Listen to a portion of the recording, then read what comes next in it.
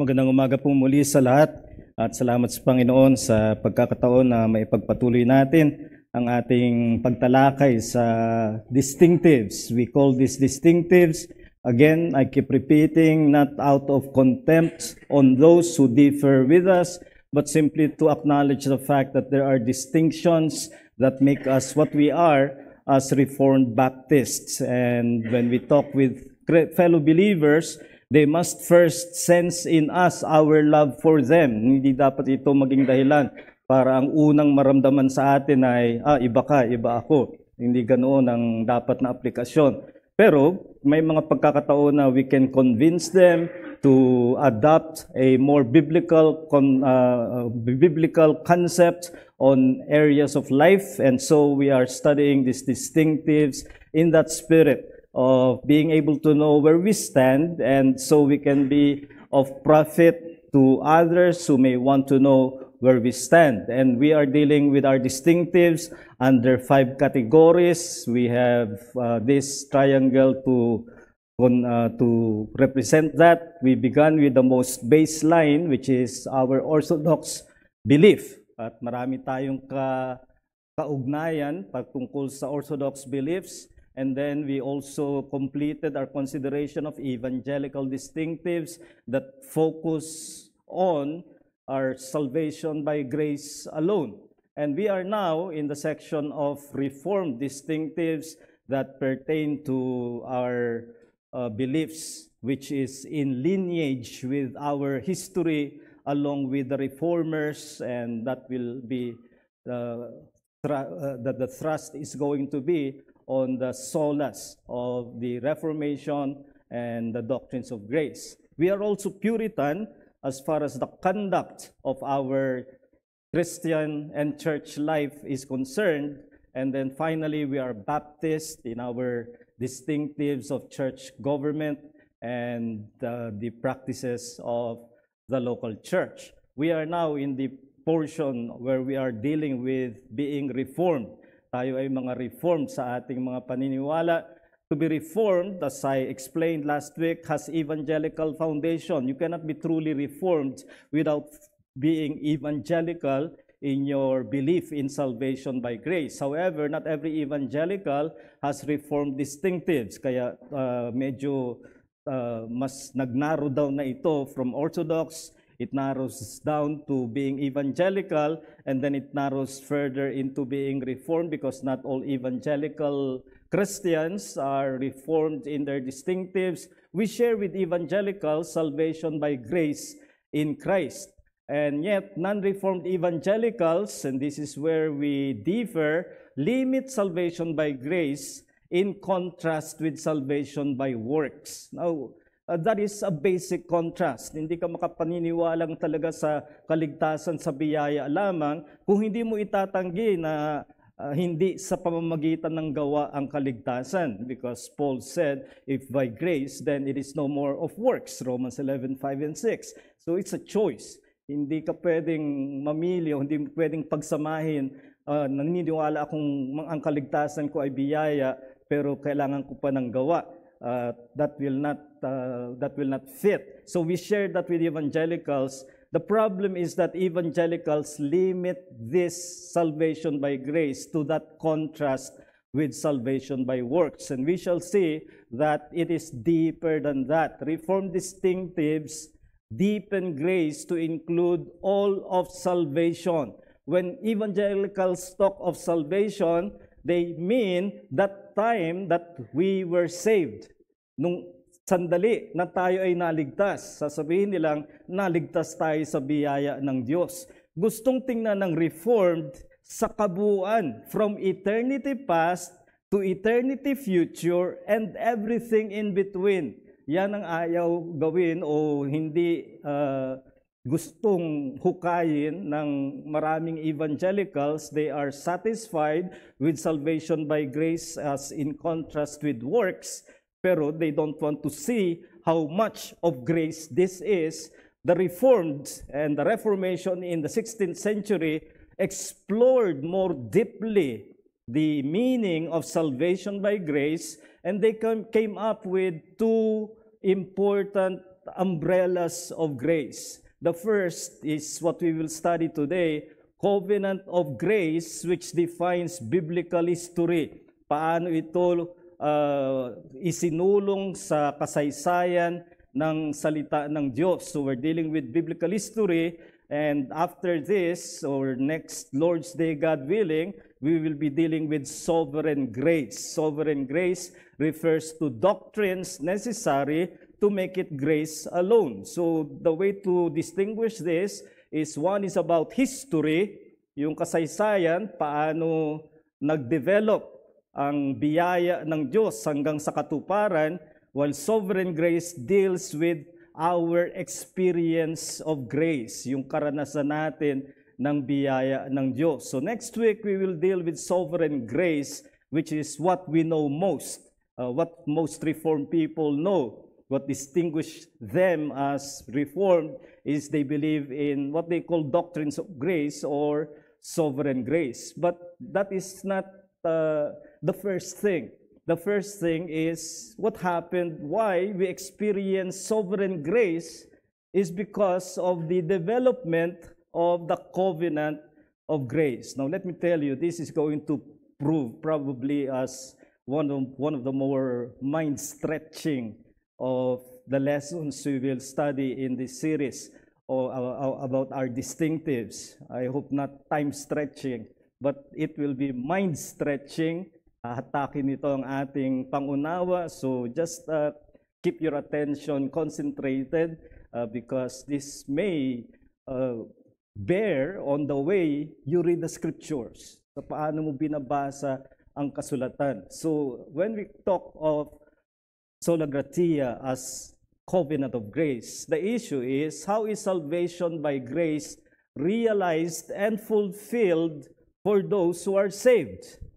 So may makikita tayo ditong realized, paano naging totoo, paano ito natupad.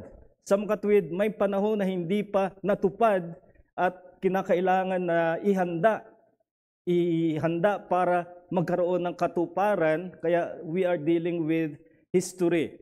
So there is progress of redemptive history. That is the premise of this covenant of grace. The progress of redemptive history, hindi naman lahat ay pareho ang karanasan ng kaligtasan na kung minsan binabasa natin, sinasabi natin, naligtas si Abel ng parehong-pareho din, kagaya ng nararanasan nating kaligtasan. That is wrong. Because that will devalue the cross. Para mo na rin sinabi, hindi na kailangang namatay si Jesus sa krus, pareho rin ang kaligtasan. That is not true. There is progress of redemptive history. That progress we can best summarize, perhaps the most succinct summary, ay from promise to fulfillment. Mula sa pangako hanggang sa naging katuparan. So there is progress, paano ito nagpatuloy, paano nagprogreso, at ito ang susi sa ating pagkaunawa na may progreso sa gawa ng pagliligtas ng Diyos. Nagprogreso sa pamamagitan ng covenant, pakikipagtipan ng Diyos. So salvation is not lump sum in its truth and in experience. Hindi alam ng lahat ng nasa lumang tipan ang kabuuan ng kaligtasan na nalalaman ng mga nasa bagong tipan at nalalaman ng mga may buo ng Biblia. Hindi ibinigay ng isang bagsakan. It was not given like one lump sum truth. What Adam and Eve knew is everything that we in the New Testament know. That is not true. That is in fact a devaluation, as I've said, of what the Lord Jesus Christ needed to become man in order to complete. So we have progress. Hindi palagi na kung ano ang nasa bagong tipan ay palaging ganun sa lumang tipan. Hindi tamang pagbabasa iyan ng Biblia. So in this answering of the question how this grace was realized and fulfilled, there are wrong approaches again. And I have to share in order to contrast this with the covenantal approach. Ang isang paniniwala ay isang uri ng theology na lumalaganap ngayon sa Amerika at nagsisimula na rin dito sa Pilipinas. This is called open theism. What is open theism? Ang paniniwala nito, God goes along with changes of time. Ibig sabihin ay ang Diyos mismo, hindi niya alam kung saan tutungo ang panahon. Naghahanda siya kung anong pagpapasya ng tao dahil wala siyang control. Baka ang pasya ng tao ay positibo o negatibo. So he goes along with the progress of time, but God does not know. That's why it's open for him. Open possibilities as far as God is concerned. God has no knowledge or control of the future. The best that can be said of this view is that God is an observer as events develop in time. Paano sumusulong ang panahon ay ang Diyos ay tutugon kung paano nangyayari, kung paano nagaganap ang mga panahon sa buhay ng kanyang nilikha. At handa naman siya. Sinasabi nila, the best that can be said of this God is that He performs damage control. Kumbaga may ginawa ng kasiraan ng tao na hindi alam ng Diyos na gagawin niya, pero dahil marunong siyang Diyos ay kaya niyang ayusin ang winasak ng tao. So that basically is open theism. This is spreading in America because this goes with the idea that somehow man has control and God has no control of time, no control of the future. But whatever is the attraction of this view, it is not a biblical view. So going back to our last lesson, Sola Scriptura, how do we know God's Word is through the Scriptures, and what we know of the Scriptures is that true God distinguishes Himself as sovereign of the future. Soberano siya, may control siya sa lahat ng mga nangyayari at sa mangyayari pa sa hinaharap. Yung hindi pa nangyayari ay itinakda na ng Diyos ayon sa kanyang soberanong kalooban. Whatever was to happen, whatever will happen is not left to chance. It's not left to human free will. It is not left to how things get by that God awaits to happen so He can do His damage control. No, that is not our God. Our God is sovereign over time, over the future, and this in fact is how God introduces Himself in distinction from false gods. So Isaiah 46, which is showing how the gods of Babylon are not to be feared because nung nagtatakasan na ang mga sumasamba sa mga Diyos-Diyosan na sila Nibo at mga Diyos-Diyosan ng mga Babylonia, pati sila raw ay nagbabagsakan, nagsisipagdapa. Ibig sabihin, dinadala sila ng kanilang mga mananamba dahil sa pagmamadali nila, yung mga rebulto ay nagkabagsakan. At yun ay, the Lord is, as it were, mocking the kind of false gods the Babylonians have. But instead, who is this God?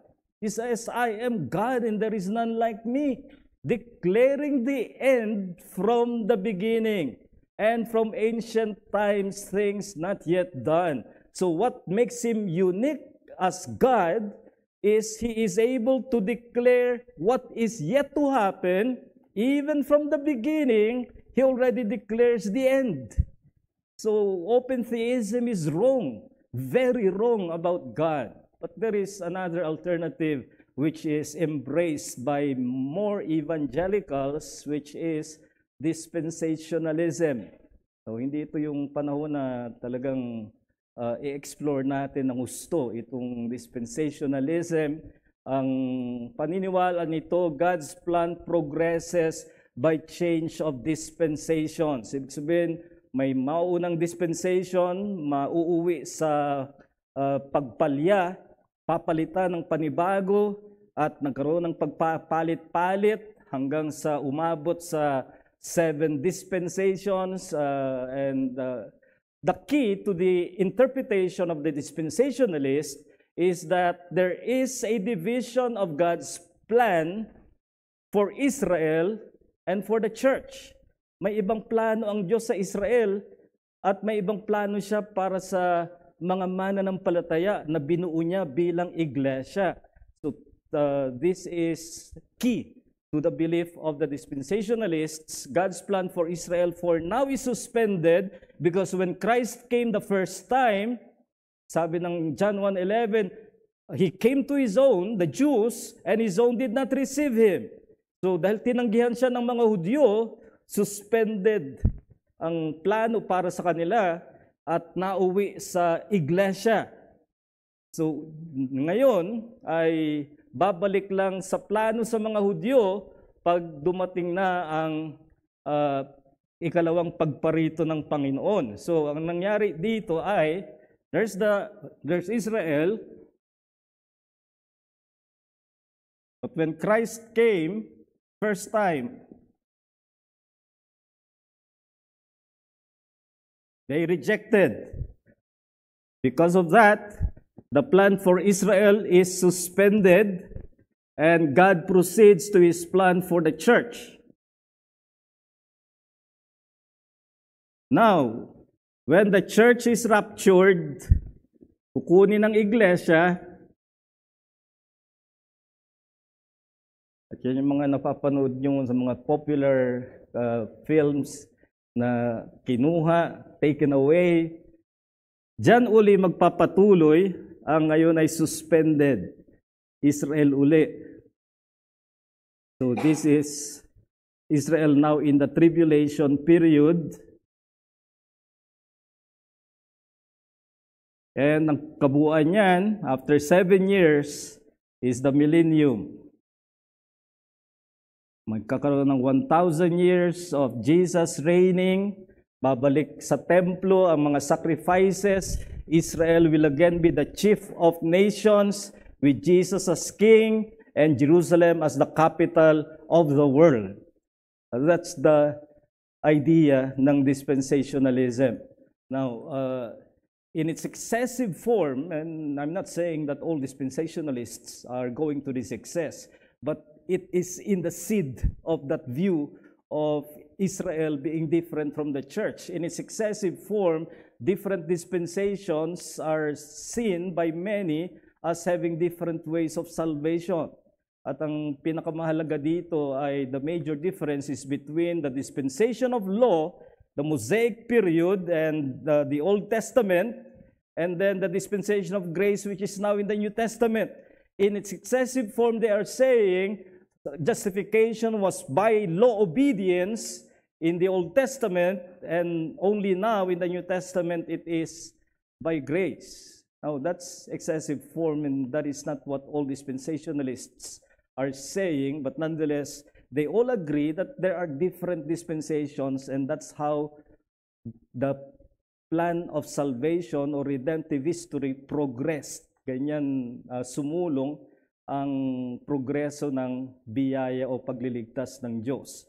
Ang sagot natin dyan is simply to say that God's Old Testament promises to Israel, some of them were fulfilled in the Old Testament itself, like the return to the land when Cyrus became king of the Medo-Persian Empire. Pinabalik niya at meron tayong Ezra at Nehemiah na sinabi nilang natupad ang pangako ng Diyos. May mga pangakong tinupad na sa Israel mismo, sa lumang tipan pa lamang. Pero ang ibang pangako sa tipanan ng Diyos sa Israel are being fulfilled in the New Testament church.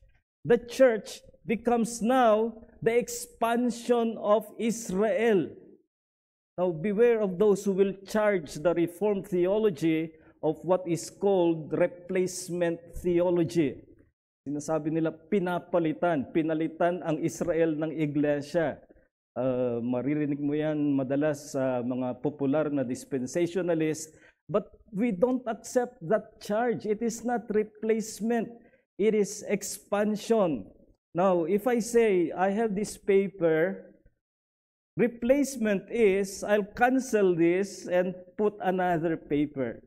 That's replacement. Nawala. But it is not replacement, it is expansion. I keep this paper and then I add this one, it's expansion. I still have the same old paper but now I add a new one. Ganun ang nangyari sa church. Instead na Jews na lamang, ay naging Jews and Gentiles na. Pinalawak pa ang pagtupad sa pangako ng Diyos. Kaya ang tawag na sa iglesia, tinawag ni Pablo sa Galatians 6:16, peace and mercy be upon them. And he's talking about the church in Galatia and in other churches. And take note what he calls the church, upon the Israel of God. The church is now the Israel of God. Hindi na yung Israel na nasa Middle East ngayon. It is still a nation that will be part of the mission of the church. And that Israel as a nation will yet hear the gospel and be saved. But it is not that Israel of the Old Testament that continues the promises of God. So yan ang maikling sagot lang sa dispensationalism, pero sa kanilang paglalarawan nito ay iba-ibang dispensation. So ang pinakamahalaga ay yung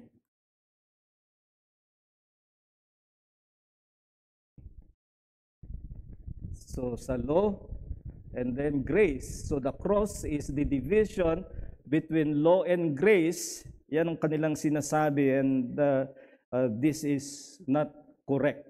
So, what is the biblical presentation? The biblical presentation is that God's covenant there are two covenants. God's covenant of works with man, in this case with the unfallen Adam plus the incarnate Christ. Silang dalawa ang naging taga-kinatawan ng mga kanilang silang naging ulo ng kanilang mga kinatawan. So by mere isipin natin itong covenant. Take note, by mere creation, man already owes God obedience as creature. With or without covenant, God created us. We owe Him obedience. And God could have just left it at that. You owe me obedience because I created you. Instead, out of the abundance of God's goodness, on top of creation, God chose to covenant, which means He pledges Himself favors for obedience. So halimbawang ginawa lang kita, mayroon akong ganung kakayahan, halimbawa lang, ginawa kita, dahil ginawa lang kita, pagsilbihan mo ako, dahil yan ang dahilan na ginawa kita. Pero sa halip, bukod sa ginawa kita, nakipagkasundo ako sa iyo. Nakipagtipan ako sa iyo. Na kapag sinunod mo ako, ay kapag sumunod ka sa aking tipanan, bibigyan kita ng pabor. You see, that's something God did not need to do, but He did. And that's how God relates with man. The way God relates with man is not just He is creature, God covenanted with Adam, who represents all mankind. So, ang tawag riyan ay covenant relation, which is on top of the creator-creature relation, because now you have pledges. God pledges Himself to favor obedience. At sa covenant of works, He makes that covenant of works with two federal heads. Pag sinabing federal ay nasa kinatawan ng lahat. In one case is that of Adam as the representative of all mankind. His covenant of works with Adam, He puts him in probation, which if he passed, he would have eternal life without sin. So, sinless eternal life. Pero hindi yan salvation. Because there's nothing to save him from. It's just affirmation of eternal life. But unfortunately, Adam did not pass the probation. Hindi niya sinunod ang pagsubok na ibinigay sa kanya ng Diyos. Adam fell. What's the result? The sin of Adam is imputed to all his children, which means all mankind. lahat ng sangkatauhan ay tumanggap o ibinilang sa kanya ang kasalanan ni Adam. That explains the universality of sin. Because the root is Adamic. If Adam did not sin, there would be no need for grace, because he would have earned, based on covenant of works, the favor of God. Magkakaroon lang siya ng buhay na walang hanggan. And we can only leave ourselves to imagination. Ano kaya yun? Ibig sabihin, tayo ipapanganak, walang kasalanan na sa mundo ayon sa kalooban ng Diyos dahil nasunod ni Adam ang pagsubok. That now is academic because Adam fell. Adam sinned. And his sin is not just his own. That sin is imputed to all mankind. That's why Romans 5:12 and 18 makes it clear, by one man's disobedience, we are all sinners. Kaya sa kapanganakan pa lang o sa panahon pa lang na tayo ay nasa sinapupunan ng ating ina, at alam kong Mother's Day ngayon, pero ito ang katotohanan. David said in Psalm 51:5, I was born in iniquity, and in sin did my mother conceive me. Now, hindi yung kasalanan ng nanay. Ang sinasabi niya, nung sinapupunan pa lang siya, makasalanan na siya dahil kay Adam. So, everyone is a sinner, not because minana mo sa magulang. Everyone is a sinner because of Adam. Adam's sin is imputed to us. Now, that brings us to the covenant of grace. Kung pinabayaan ng Diyos na umira lang ang covenant of works, pumalya si Adam, Adam failed, then we would have been consigned to punishment and death for all eternity. But such is the goodness and graciousness of God that in place of the covenant of works, He makes a covenant of grace with Christ. So kapalit o kaugnay kay Adam, nagkaroon ng panibagong kinatawan. Kinatawan ang Panginoong Hesukristo. At yung covenant of grace, mula yan sa Old Covenant, covenant of grace na yon. Hanggang sa Bagong Tipan, yan ang pagsulong ng nag-iisang covenant, covenant of grace.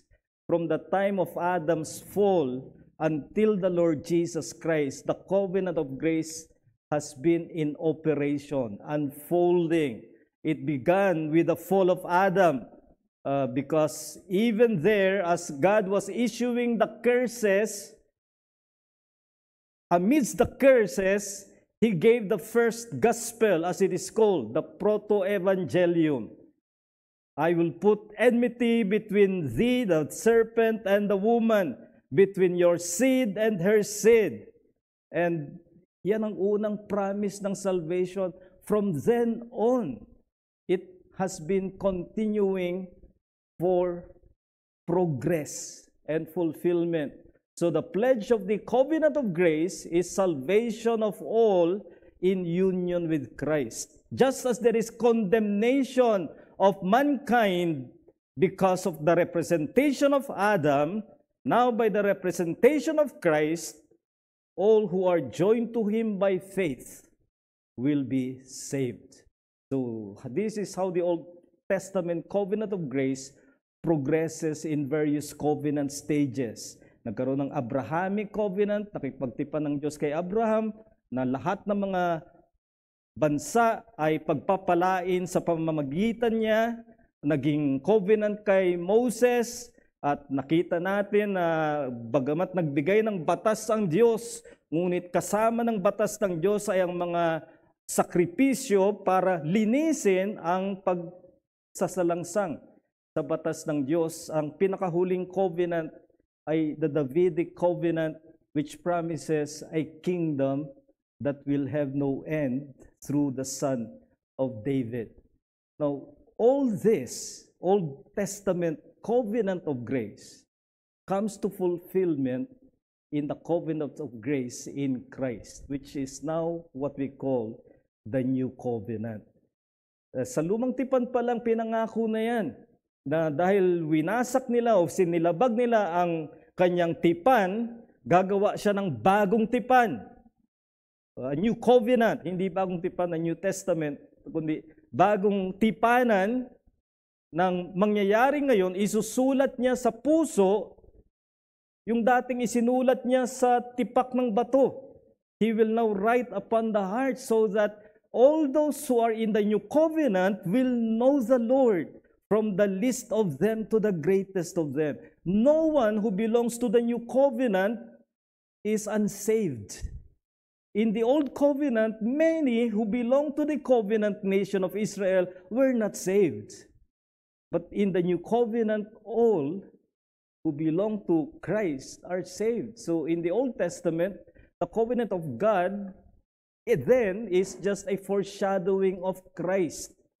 Halimbawa, yung mga sakripisyo, naglilinis sila ceremonially, pero hindi talaga naglilinis ng kasalanan spiritually. Pero may pagpapakita kung anong gagawin kapag dumating na ang katuparan. So, but in the New Testament, the covenant of grace becomes substance. May laman na, natupad na. Yan ang sabi ng Colossians 2:17, that these sacrifices and ceremonial laws are all shadows, but the substance is Christ. Mga anino lang sila, pero ang laman ay si Kristo. So, ganyan nagkaroon ng progress sa tipan ng Diyos. Therefore, our conclusion here is that it is Christ who fulfilled the covenant of works. Diba, hindi natupad ni Adan. Pumalya siya. The same covenant of works was imposed on Christ as representative, and He fulfilled. He obeyed everything. He did not sin the whole time that He was under probation. And that fulfilled covenant of works, ang dating sa atin ngayon ay covenant of grace. Dahil ngayon kailangan na natin ng biyaya. Hindi na tayo pwedeng magka-eternal life na we earned like Adam could have in the covenant of works. Now, someone earned it for us, and that's Christ. And the way it comes to us is by grace, by gracious favor. So, God's covenant of grace with Christ ay makikita natin ang pagkakaiba kanina sa dispensationalism, mahinati-hati. Makikita natin dito na the progress is continuous, one covenant, but may pagkakaiba sa old covenant and the new covenant, and the dividing line is the cross. But it is the same covenant of grace. Ganyan umabante, ganyan sumulong ang pagtutupad ng Diyos na magligtas ay sa pamamagitan ng biyaya sa buong kasaysayan ng Biblia. So, let me answer one single objection that you would hear again and again. Why should it be by a representative and not by oneself? Bakit ka lang si Adam, nang dahil sa kasalanan niya ay makasalanan na rin ako? Bakit lang sa akin? Gusto kong tumayo sa sarili ko. Ang masasabi ko rin, hindi mo alam ang sinasabi mo. It fails to understand the miserable result without representation. If you reject representation, that means you sin once. You're done. Magkasala kang isa, tapos ka na. Samantalang due to representation, one representative failed, there is another representative. And this one is by grace. And that's the Lord Jesus Christ. That's why those who are outside Christ, ang tawag sa kanila ni Paul, before, that should be Galatians 2:11, not Galatians 6:16. Strangers to the covenants of promise, having no hope Now, kapag wala ka sa covenant, anong sabi riyan? Without God in the world, without hope and without God. Ganyan ang kalalabasan mo kung hindi ka kakatawanin sa isang tipanan. And that's why anyone who thinks, by me, I should be judged by what I have done. Well, if God will judge you by what you have done, all of us should be damned. That's our condition. But representation is the only hope for fallen sinners to be saved. And this representation, thank God, is covenantal. Ang ibig sabihin niyan, galing sa Diyos. Siyang nagpasimula, siyang nakipagtipan. Hindi tayo ang naghanap, hindi tayo ang nagpasimula ng tipanan. Hindi ito sa pandamdamin natin, kundi nakipagtipan ng Diyos kay Kristo na kinakatawan lahat ng ililigtas ng Diyos. So the parallel is made clear in 1 Corinthians 15. The first man was from the earth, a man of dust, that's Adam. The second man is from heaven. Just as we have borne the image of the man of dust, we shall also bear the image of the man of heaven. You see, we're all under this representation. Whether you are conscious of it or not, you are represented by someone. Now, you are given the offer of the gospel. Choose Christ as your representative rather than keep to yourself thinking that no one needs to represent me. You are already represented by Adam, and now you are offered representation by Jesus Christ. So let me conclude with the significance of the covenant of grace. Kapag maunawaan natin ito, napakaganda ng resulta o bunga nito. Unang-una, there is a singular unity to all of the scripture. Pag binasa mo ang kasulatan, minsan parang buhol-buhol, magkakasalungat, iba-ibang storya. Pero kung tingnan mo siya na isang tipanan na nagpo-progreso, if it is seen as one covenant progressing from beginning to end, then there is one tie that unites together all of the scriptures. What is that? Jesus said, everything written about me. So what is the scriptures about? The scriptures are about Christ. They must be fulfilled. So all the Old Testament is preparation for Christ, and all the New Testament is proclamation of Christ. So, pag nagbasa ka ng Biblia na may ganyang kang kamalayan, hindi ka kailangan na maligaw. Isipin mo lang, nasa ang stage na ako ng covenant progress. O kung binabasa mo, nandun ka sa, let's say, Deuteronomy, nasa Mosaic covenant ka. Pag nandun ka sa Genesis, Abrahamic ka pa. Then, pagdating na sa Davidic, King David and forward, Davidic covenant, that's why when Christ came, many were excited to recognize him as Son of David. They are talking about the fulfillment at last of the covenant with David, the last covenant by Yahweh in the Old Testament. So there is a unity to the scriptures. Wala yan kapag hindi mo tingnan covenantally. Ikalawa, salvation is by grace from beginning to end. Old Testament and New Testament, kahit ang mga nasa lumang tipan ay naligtas sa pamamagitan ng biyaya ng Diyos. Hindi kagaya ng excessive dispensationalism, iba-iba ang paraan ng kaligtasan. Pati sa tribulation period ay iba ang paraan. Millennium, iba rin ang paraan. Pero sa sinasabi ng covenant, isa lang. Biyaya lang from beginning to end. So Abraham was used by Paul as an example as one justified by faith in Christ. So David in Romans 4:6 justified by faith. The difference is in their time it's promise, in our time it's fulfillment. Nasa atin na. Sa kanila pinangako. panahon ni Kristo, mula sa panahon ni Kristo, sumaati na ang pagpapala ng biyaya. So New Testament favors, therefore, as the third significance, should be seen as so much more than the Old Testament because of Christ. Dito nga nagkakamali yung pagbinasa nila ang lumang tipan. Babasahin nilang parang mga Kristiyano na ang mga mananampalataya noon. At ginagawa na lang nilang example para sa atin. That is wrong reading. Madalas yung Hebrews 11, sinasabing heroes of faith, at ang gamit ng mga nagtuturo ay example lang. Ganito ang faith ni Moses, gayahin natin. Hindi ganyan ang sinabi ng writer. Towards the end of Hebrews 11, the writer said, they would not have been fulfilled or perfect without us.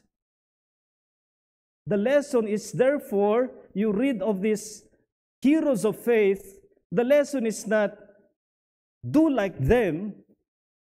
The lesson is you have something better, do better than them. And that's much more challenging. At yan ang sabi ni Peter, it was revealed to them, the Old Testament prophets, that they were serving not themselves, but you. Yung kanyang mga sinusulatan in the things that now have been announced to you through those who preach the gospel. So all the Old Testament is serving us, not a point for themselves, but a point to prepare for what is now, the time of the Lord Jesus Christ. So the doctrine of the covenant of grace is intended to put all the spotlight, even of the Old Testament until the New Testament, put the spotlight on God's grace through the Lord Jesus Christ. So let us just refresh what we had expounded just a month ago, that God is greater than our hearts and He knows everything. Kinokontrast ito ni John sa condemning heart. If our hearts condemn us, God is greater than our hearts. That's covenantal thinking. Now, however you feel, you do not think emotionally or circumstantially, but covenantally. What God has said will always prove greater than what I feel and what the circumstances are. So think of salvation in covenant terms, not subjective sense. So pareho yan sa sinabi ko kanina sa message. Do not let experience interpret Christ. Let Christ interpret your experience. So with your mind stretched, let's rest a little while, then you can ask your questions. Brother Ferdy. Pastor, ano pong masasabi nyo sa view na yung covenant of grace ay kay Christ lang, ibig sabihin sa New Testament lang, bagaman hindi inaalis or itinatanggi ang grace sa lumang tipan? Thank you. Yeah, yan ay isang lumalaganap din na katuruan sa mga Baptist lalo, na sinasabi pa nilang ito ang turo ng 1689 Confession. And that is not true. The 1689 Confession teaches that salvation or the covenant of grace is something that began right from the time that Adam fell into sin. So hindi sa panahon ng panahon lang ni Kristo, kundi sa panahon pa ni Adam ay naroon na ang covenant of grace. Listen to the 1689 Confession, chapter 7, paragraph 2. You should download this, it's free app. Sabi, moreover, man having brought himself under the curse of the law by his fall, it pleased the Lord to make a covenant of grace wherein He freely offers to sinners life and salvation by Jesus Christ, requiring of them faith in Him. And then so sinasabi rito na the covenant is revealed in the gospel, first of all to Adam in the promise of salvation by the seed of the woman, and afterwards by further steps until the full discovery thereof was completed in the New Testament. So kailan daw nagsimula yung covenant of grace? Kay Adam, yung unfolding. Of course, the plan is eternity past. But the unfolding began with Adam, and everything that follows is a development of the same covenant of grace. Whether with Abraham, with Moses, with David, these are all covenants leading to the new covenant, but they are all under one covenant of grace. Kaya ang basa natin sa Biblia ay dapat covenantal. Hindi ko na yan. Pastor, sa New Covenant promise sa Jeremiah, sabi ng Lord, this is the new covenant I will make. Parang this is not the same katulad ng previous na ginawa niya, but this time He will put His law into our hearts, referring to sa New Covenant. So, does that mean that before ay walang ganong instance? Or, I was thinking, referring to regeneration, but we believe that even yung Old Testament saints, they were regenerated in order for them to have faith. So, how is it different from the previous covenant and the New Covenant? Well, yes, the Old Testament saints, those who are truly saved, were saved by the same promise of justification, by the same work of the Spirit. But the covenant of the Old Testament is broader because it involves a nation, the nation of Israel, whether saved or not. If you're a Jew, you're part of the covenant. Kaya sinabi ni Paul, reflecting on this in Romans 9:6, they are not all Israel who are of Israel. That is, they are not all Israel now in the New Testament who were of Israel, the nation, in the Old Testament. So there were those who belonged to the covenant nation, they belonged to the covenant, but they were not saved. Ang promise ng Jeremiah 31:31 ay, this time I will write my laws upon their hearts, because the old covenant had the law written upon tablets, and so they broke.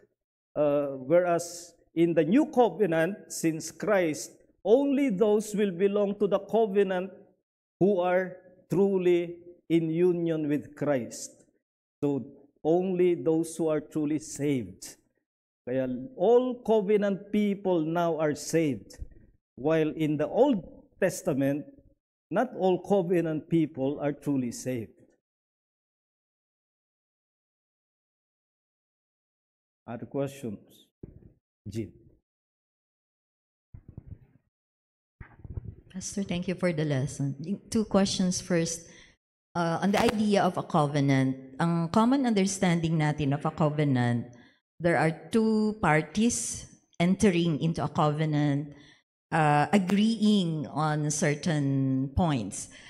Pero ito, yung covenant na to is unilateral. Only God made the covenant with humanity. Parang ganun po ba?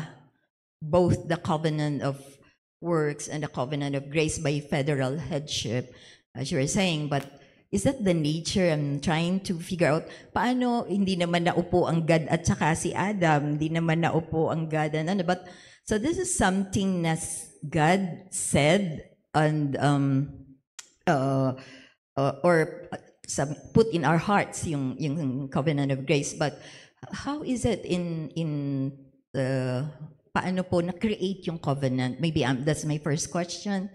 And then the divine and the human having a covenant. And then the second question, yung covenant of works stop when dun sa figure that you showed earlier, yung covenant of works dun lang sa time ni Adam. Then the covenant of grace, well, we're saying na from the beginning, dun sa figure na nakita ko, Pastor, meron siyang point na may covenant of grace, works and then covenant of grace. Although the ark shows na it's from the beginning to end. So siguro ang tanong ko lang po talaga is, when nag-end yung covenant of works as far as the figure is concerned? Thank you. Well, una, dun sa covenant, a covenant always involves two parties.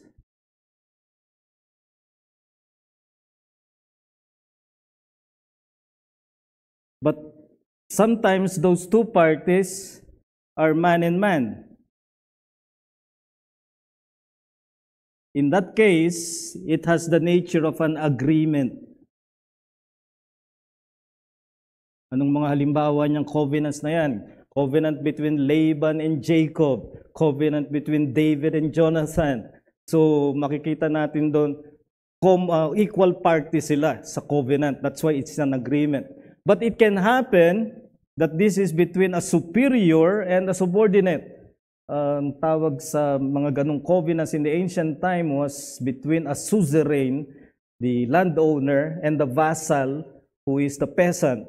Well, i-translate natin yan sa God and man. Now here, it cannot be agreement. Can you imagine man sitting on equal terms with God? Of course not. So when it is in this way, it becomes a pledge. God makes a pledge. I will favor you if you obey me. I do not need to do this, but out of my goodness, I will give you favor if you obey me. So you should obey me already because you're my creature. But on top of being my creature, I will covenant with you. So between God and man, I pledge yan. Unilateral, but still two parties. But only God dictates the terms. Man cannot dictate back his own terms. It's not a negotiation.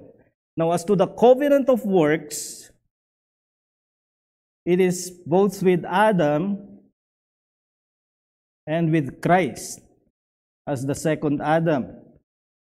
Now, because Adam failed, that constituted all he represented as sinners. But in the case of Christ, because he obeyed the covenant of works, it now becomes to the beneficiaries a covenant of grace. Hindi dahil natupad natin yung works, kundi dahil tinupad ni Christ, grace ngayon sa atin yon na magiging mananampalataya niya. Brother Paul.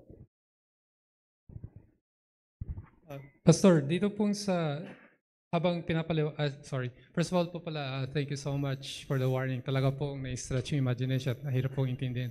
Salamat po at may recording at babalikan ko po yun.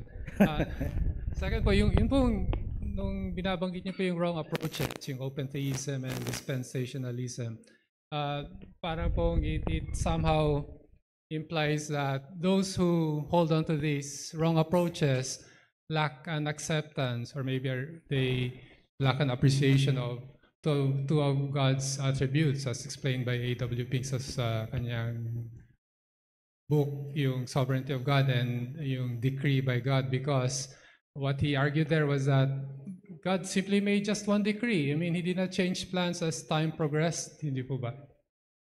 Well, in the case of open theism, it's a rejection of the God of the Scriptures. And no wonder that those who hold to this view do not fully believe in the Scriptures as the inerrant Word of God. Yan yung mga open theists. Dispensationalists are Bible believers, but they misunderstand the progress of redemptive history. So they think of dispensations na may dispensation ng innocence, dispensation of etc. Ang pinakamahalaga sa kanila, dispensation of law from the time of Moses until Christ. And then since Christ, dispensation of grace until the rapture. And then pagdating sa rapture, panibagong dispensation of tribulation. And then after the tribulation, panibagong dispensation ng millennium. So makikita nyo, iba-ibang dispensations na iba-iba ang pakikitungo ng Diyos. What we are saying is there is one covenant of grace that progresses but still the same covenant of grace. Halimbawa, magpakita ako sa iyo ng photo ng ako'y bata pa, maring sabihin mo, iba ka riyan. In one sense, yes, iba ako doon. Pero hindi mo sasabing ibang tao yan. Ako rin yun. Pero nung bata pa. Ngayong hindi na bata. Ako pa rin ito, pero may progress. Ganun ang covenant. It's the same covenant of grace nung bata pa sa lumang tipan, pero nag-mature, sabi ni Paul sa Galatians 4, nag-mature pagdating ni Christ. But it's the same covenant of grace. So iba sa dispensations na talagang nagbago-bago. Sa atin, hindi nagbago, nagprogreso. Brother Ferdy. Naunahan ko si Ali. Ali, sunod ka na siguro. Pastor, ang isang argument lang na sinasabi nila, na especially sinasabi nga nila yung covenant of grace ay sa New Testament lang o kay Christ lang, ang sinasabi nila ay magkaiba talaga yung substance ng covenant sa old, sa new. At quote, ang kanilang key passage na ginagamit is Hebrews 8, quoting Jeremiah 31, etc. So yun ang kanilang... Hindi lang yun. Yeah. I can give you the passages they use. Leviticus 19, etc. Ang kanilang thesis ay because may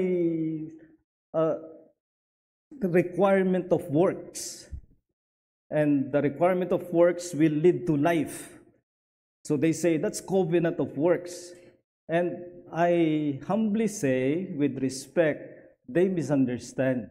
Because even in the covenant of grace, there is a requirement of works with blessings to follow. But that does not make it legalistic. That does not make it covenant of works. It's still grace because the blessings of God for obedience in the covenant of grace, they are still grace. Ganun din sa lumang tipan. When God says, do this and live, He is not saying that eternal life is by doing. He is saying that the abundant life of blessing in the land is by obeying God, which is still the same for sanctification. So nothing is different. Ang gusto ko lang sagutin nila, dito sila, I'm sorry to say, pero dito sila nagkakabuhol-buhol ng paliwanag, ay pag pinakita na yung 1689, kasi both parties subscribe to the 1689. And when we discuss the 1689 on the relevant chapter 7, hindi nila maipaliwanag ng maayos bakit sinabi doon na yung covenant of grace ay nagsimula kay Adam. Yung pag-unfold ay nandoon na at lead by further stages. Yun ang words na ginamit, by further stages. So there are stages of the covenant of grace, but it is the same covenant. At hindi dahil may requirement of works that makes it covenant of works. Sasabihin nilang republication of the covenant of works. No, it is the development of the covenant of grace. Yes, Ali. Simple question lang po kasi curious po ako. Sabi niyo po kanina na di ba nga po we're all a sinner because of sa nagawa po ni Adam. So, how about po yung mga ano, or what do you think will happen po sa mga, for example, newborn babies na who didn't get a chance to hear the gospel pero po namatay po sila ng maaga, ganun po. Yeah, it's one of the most frequent questions I have to answer. Dalawa laging question ng saan mang conference ako natatanong at natatanong. Babies and suicide. Yan ang dalawang laging naitatanong sa akin. So, about babies, what can we say? First, even babies are imputed with Adamic sin. Ayan ang sabi ni David nga sa Psalm 51:5, conception pa lang, sinner na. That is why you don't need to teach a child to sin. Magkakasala at magkakasala yan. Pero, kapag namatay siya ng bata pa, anong masasabi natin? Hindi natin pwede sabihin dogmatically that baby goes to heaven. But on the other hand, we will not say pag hindi nabinyagan ay hindi ligtas. We only say God has mercy on the helpless. That's what the Bible reveals. And therefore, in my counseling, what I say to those, and I've had to counsel such cases, we commit that to the mercy of God, believing He is merciful. Yan ang sabi ng Jonah chapter 4, verse 10, yung pinaka-last verse, the only verse in the whole Bible, the only book rather, that ends with a question. Should I not have mercy on those in Nineveh? At isa sa mga binanggit doon ay, who do not know their right hand from their left. And that is an expression about the yung mga wala pang muwang sa kanilang kaalaman. Sabi ng Diyos, hindi ba ako mahahabag sa kanila? Si Jonah kasi awang-awa sa sarili niya na namatay yung halamang anino niya o shadow niya. Eh, sabi ng Panginoon, nahabag ka rin sa halaman na madaling mawala. Ba't hindi ako mahabag doon sa mga hindi nalalaman ng kanilang kanan sa kanilang kaliwa? So, to me, the more comforting answer is not the dogmatic, heaven or not heaven, rather the mercy of God on the helpless. Kung may tanong kayo sa suicide, na sa ibang araw na yun. At Ate Emma.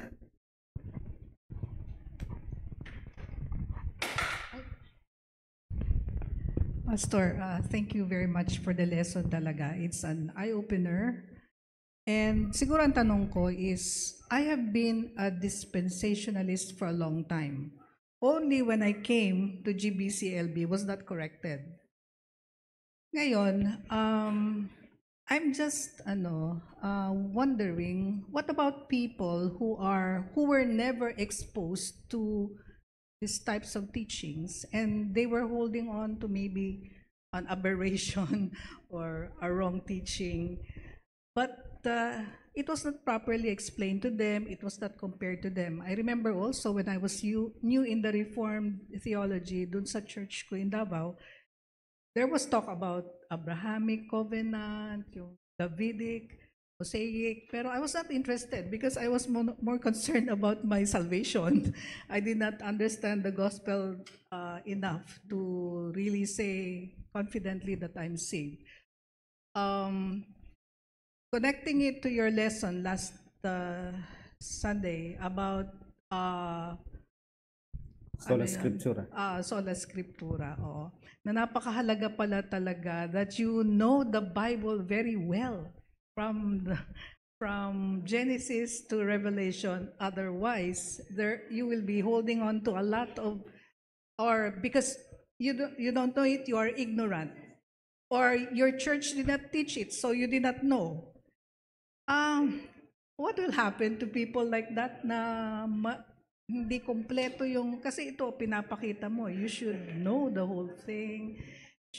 Ito, wrong teaching ito, and you have been holding on to that for a long time. Paano po mangyayari sa mga believers na may mga maling but simply because they were not exposed to it. Di ba nakakaawa? Ang unang-una po, ang mahalaga ay sundin mo ang pananalig ng iyong konsensya. Ibig sabihin ay ganyan ang basa mo sa kasulatan, huwag mong basta tanggapin lang ang ibang turo kung ito'y lumalabag sa iyong konsensya. Because by following your conscience, according to how you understand the word, you are in a better standing than someone who has a true doctrine, however, does not have conscience as far as abiding by that doctrine is concerned. I would rather respect the man who is a dispensationalist and who is convinced of it and stands by it, although I will say, if you have a friendly talk, you're wrong. But, however, as you progress in your reading, alam po ninyo, lumaki din ako sa isang dispensationalist setting. At sa buong paniniwala ko, yun lang ang turo ng Biblia, wala nang iba. So it was an eye-opener to me as well when I began to read the teachings of the Reformation na wala pa yung dispensationalism noon. Yan ang bago. It's the new kid on the block of theology. Pero pinaniwala kami na ito lang mula pa noon. Nag-aral pa ako sa isang Bible school na ganyan ang turo. May malaki kaming textbook na puro diagrams, paano mangyayari. And minimorya ko yung mga lahat ng diagram na yun. Talagang bilib na bilib ako. And then I discovered that it simply was wrong. So, hindi po ito to discourage us na kailangan maraming alam. At kailangan maraming alam kung ikaw ay tatayo sa harap ng iglesia. Pero, yung kaalamang ibinigay sa iyo ay sapat para sa panawagan sa iyo. Maaaring ang panawagan sa iyo, magturo ng ng pamilya, sa mga nanay, for this Mother's Day, kung nagsisikap kang ituro sa iyong mga anak, ginagamit mong iyong kaalaman, wag mong turuan yung 3-4 years old ang difference ng covenant at dispensations. Kundi magsimula ka sa mga basics, but as you grow, then you begin to appreciate. And let me tell you, it was liberating for me when I discovered that there are these much simpler teachings than the dispensations I was led to believe in. Na makitang mas lumaganap nga mas lumawak ang katuparan kaysa doon sa ipinangako sa Israel. Yan ang isang medyo makitid na pag-unawa ng mga dispensationalists, I'm sorry to say. Sinasabi nila, pinangako na ang lupa ay ibibigay sa Israel. Ito isang prinsipyo ng hermeneutics. Hermeneutics is a science of interpretation. When it comes to prophecy, the New Testament has the final say as to what the Old Testament prophecy means. So you never terminate on, oh, that's what Ezekiel said, that's what Daniel said. Therefore, that must be fulfilled literally. When there is a New Testament interpretation, and when the New Testament says, this was fulfilled in this way, I follow the New Testament because Jesus said to the apostles, you see what they have not seen. Nakikita ng mga apostol, ang hindi nakita ng mga propeta. Hindi nila alam, sinabi nila ang nilagay sa kanilang bibig. Yan ang napag-aralan natin sa Sola Scriptura. God put His words in their mouths. So they uttered those words, but as to how they will be fulfilled, 1 Peter 1:10 says, they did not know. At sa atin ipinaalam sa bagong tipan. Kaya it was an eye-opener to me as well na matutunan ito. And when you learn this, reading the Scriptures become a lot simpler than the dispensationalist. And that much I can say. Last two. Hindi ko niya. Pastor, I once heard sabi, lahat naman tayo, we read the Bible with a set of interpretative lens. Meron tayong preconception of the things that we put into the Bible. But I just like to say na I'm very grateful na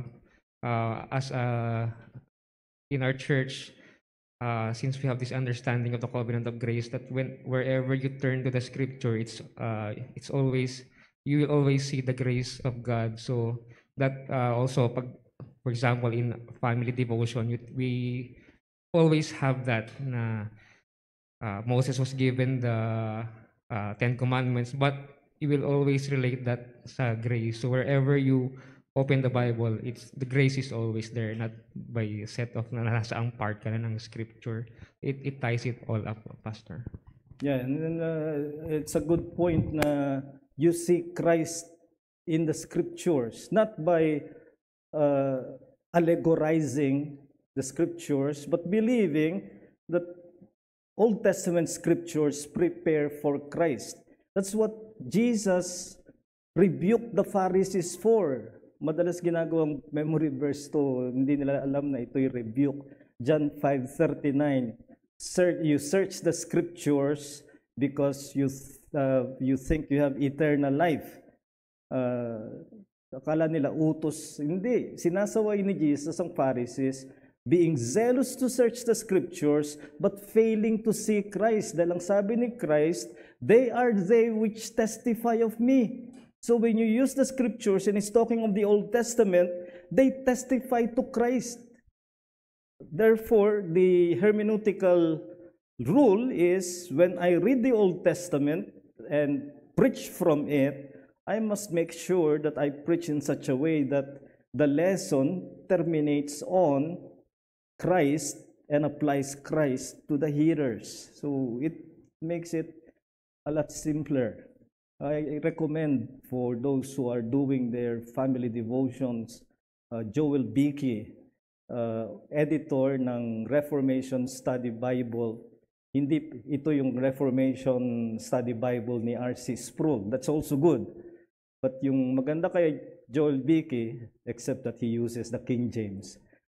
But meron siyang family devotion na nandun sa kanyang mga passages, and it's good to have that. Last point.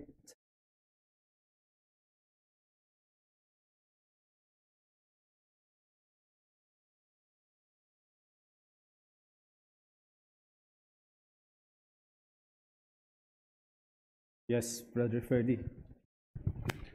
Pastor, pag sinabi natin na parang yung grace ay sa bagong tipan lang, parang sa isang banda nga ay, although di nga tinatanggi yung grace all throughout sa Old Testament, pwede po bang mahulog tayo doon sa isang view ng dispensationalism? Oh yes, when you think of isang mali, one extreme, yung sinasabi ko na tinitingnan mo yung Old Testament na pareho lang ng New Testament, na walang progress, and that's wrong. It diminishes Christ.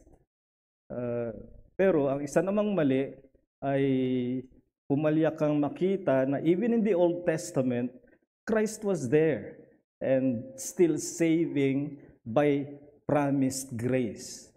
Ang pagkakaiba sa atin, we have grace fulfilled to be consummated at the second coming of Christ. So kaya yung ating signboard verse, John 1:17, di ba? The law came by Moses, but grace and truth came through our Lord Jesus Christ.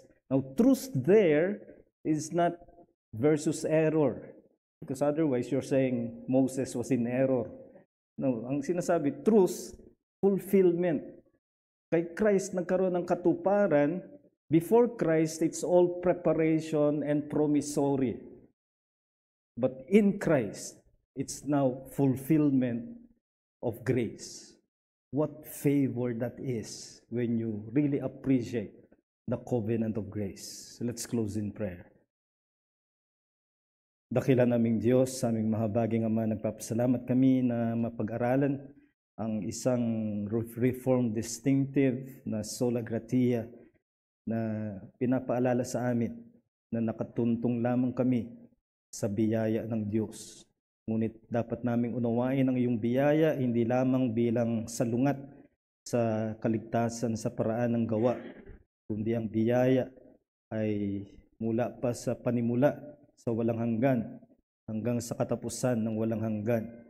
Your grace is from eternity past to eternity, future, and everything in between has been by grace. And this is most appreciated when we understand that on top of our obligation to you as your creatures, out of the goodness and abundance of your heart, you have covenanted, and you made a covenant with these two representatives.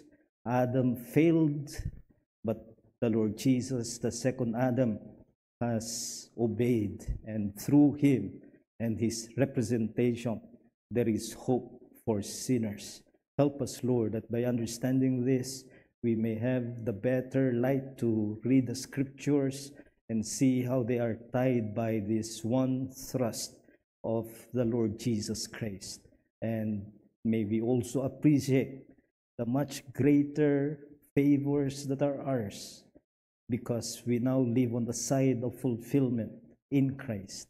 Help us then not to be contemptuous of those who may yet come to the understanding of this covenant of grace, but rather that we may be filled with thanks, with gratitude, and to seek to help those who still need to understand this. But we return to you the thanks and our gratitude that we are beneficiaries of the covenant of grace in the Lord Jesus Christ. Accept our worship of you. In Jesus' name we pray all these things. Amen.